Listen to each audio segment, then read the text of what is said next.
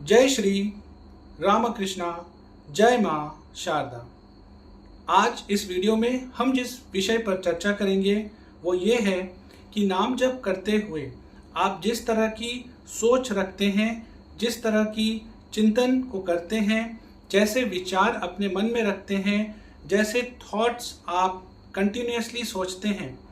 जिस चीज़ पर फोकस या कंसंट्रेट करते हुए नाम जप को करते हैं, वही चीज़, वही वस्तु, वही सिचुएशंस या अवस्थाएं आपकी लाइफ में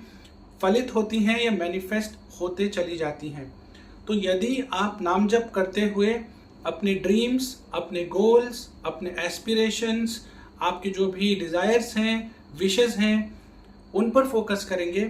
तो धीरे धीरे आपके लाइफ में ऐसे ही सिचुएशंस बनेंगी, ऐसे ही एवेन्यूज़ ओपन अप होती चली जाएंगी जहां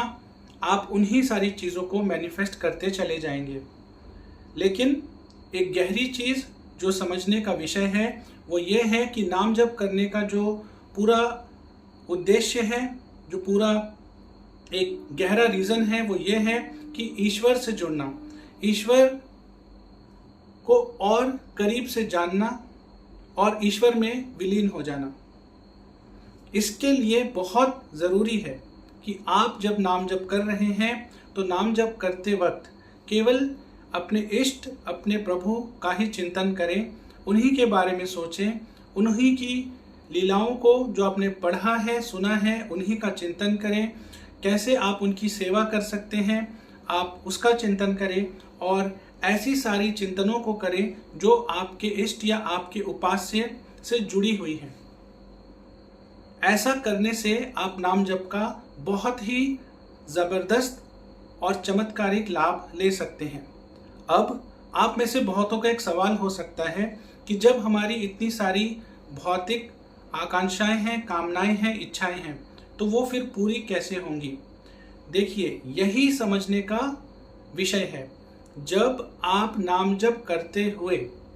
केवल और केवल अपने प्रभु का चिंतन करेंगे, उन पर फोकस करेंगे, संपूर्ण रूप से उन पर ही कंसंट्रेट करेंगे, तो न केवल आप आध्यात्मिक स्तर पर बहुत ही डेप्थ में जाएंगे, न केवल आप स्पिरिचुअली ग्रो करेंगे, बट आपके जो भी मैटेरियलिस्टिक गोल्स एंड डिज़ायर्स हैं वो भी स्वतः ही ऑटोमेटिक ही मैनिफेस्ट होते चले जाएंगे। आपकी सारी जो विशेज़ हैं, ड्रीम्स हैं, डिज़ायर्स हैं, गोल्स हैं, वो ऑटोमेटिक फुलफिल होती चली जाएंगी। ये खूबसूरती है या ये चमत्कार है नाम जप का, जब आप नाम जप को अपने इष्ट या अपने उपास्य का चिंतन करते हुए करते हैं। एक बहुत ही प्रसिद्ध कहावत है, मैं करूं हरि का चिंतन और हरि करे मेरी चिंता।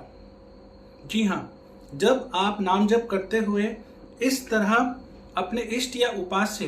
के बारे में सोचते हुए, उनका चिंतन करते हुए, उनमें डूबकर अपने नाम जप को करते हैं, तो आपके लिए, या यूं समझे कि आपको इस सांसारिक जगत में अच्छे से रहने के लिए जो भी बेस्ट चीज़ें हैं उनका ख्याल आपके इष्ट स्वयं रखने लगते हैं। उसको लेकर आपको सोचने की ज़रूरत नहीं पड़ती है। ये रास्ता मुश्किल है क्योंकि जैसे ही आप नाम जप करने लगते हैं और अपने भगवान, अपने इष्ट, अपने उपास्य का चिंतन करते हैं, मन वहाँ से हटकर फिर सांसारिक विषय वस्तुओं में चला जाता है। तो आपको बार बार अपने मन को वहाँ से खींचकर प्रभु पर लेके आना है। प्रभु की लीलाएं, प्रभु के दिव्य स्वरूप, उस पर आपको अपने मन को लेकर आना है। कठिन है, परिश्रम लगेगा और समय लगेगा, लेकिन अगर आप इस परिश्रम को करेंगे और निरंतर नित्य लगे रहेंगे तो फिर आपको वो रिजल्ट्स मिलेंगे जो शायद आपने अपने सबसे बेस्ट ड्रीम्स में भी खुद के लिए न देखा हो। इतने चमत्कारिक, इतने ही खूबसूरत आपको रिजल्ट्स मिलेंगे कि आप खुद हैरान हो जाएंगे और इसमें कोई दोहराए नहीं है। इसलिए जब आप नाम जप करें तो केवल और केवल अपने प्रभु का चिंतन करें, प्रभु की लीलाओं के बारे में सोचें, कैसे आप उनकी सेवा कर सकते हैं, उनके दिव्य स्वरूप के बारे में सोचें और इसी तरीके से आप साधना करें। और याद रखें, यदि आप प्रभु से जुड़कर उनका चिंतन करते हुए साधना करना चाहते हैं और बार बार सांसारिक विषयों में आपका मन भाग रहा है, आप बहुत समय से कोशिश कर रहे हैं, सिंसियरली डेडिकेटेडली एफर्ट लगा रहे हैं और फिर भी आपको उस तरह की कमांड नहीं डेवलप हो रही है, उस तरीके का सक्सेस नहीं मिल रहा है, तो आपका ये जो एफर्ट है, जो आपका परिश्रम है, ये आपके इष्ट से अनदेखा या इग्नोर नहीं होता है। वो इसको देखते हैं, वो आपके एफर्ट्स को, आपके भाव को देखते हैं और फिर आपके जीवन में वो कृपा करते हैं या फिर किसी संत महात्मा को भेज देते हैं जिनके सानिध्य में जाकर आप उसके ऊपर कैसे मास्टरी कर सके वो सीख जाते हैं। आपके जीवन में कोई सद्गुरु आ जाते हैं, किसी न किसी तरीके से आपके इष्ट आपके लाइफ में वो सारी चीज़ें अरेंज कर देते हैं जिससे कि आप साधना में बहुत गहरे स्तर पर जा सकें। और ये चमत्कार होता है, लेकिन समय लगता है और इसके लिए नित्य निरंतर लगे रहना पड़ता है। अगर आप बोलेंगे कि ओवरनाइट हो जाए, कुछ महीनों में हो जाए, बस एकदम फटाक से हो जाए, तो ये फटाक से होने वाली चीज़ें नहीं हैं, ये इंस्टेंट चीज़ें नहीं हैं। इसमें मेहनत लगती है और बहुत डेडिकेटेडली लगे रहना पड़ता है। लेकिन अगर आप लगे रहेंगे तो फिर चमत्कारिक रिजल्ट्स भी अवश्य ही आपको मिलेंगे। अच्छा, एक और चीज़ जो होती है, बहुत सारे साधक जब वो नाम जप करते हैं, प्रभु का चिंतन करते हैं, उनको अच्छे अच्छे एक्सपीरियंसेस होते हैं, कुछ सिद्धियां मिल जाती हैं, कुछ पावर्स, कुछ ऐसा